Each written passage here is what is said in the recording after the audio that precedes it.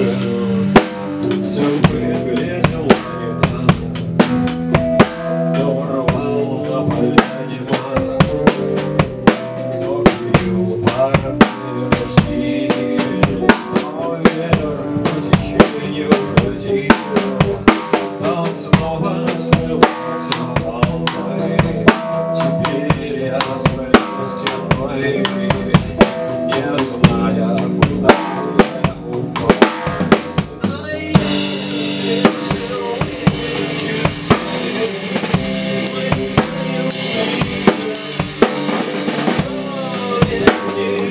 Что я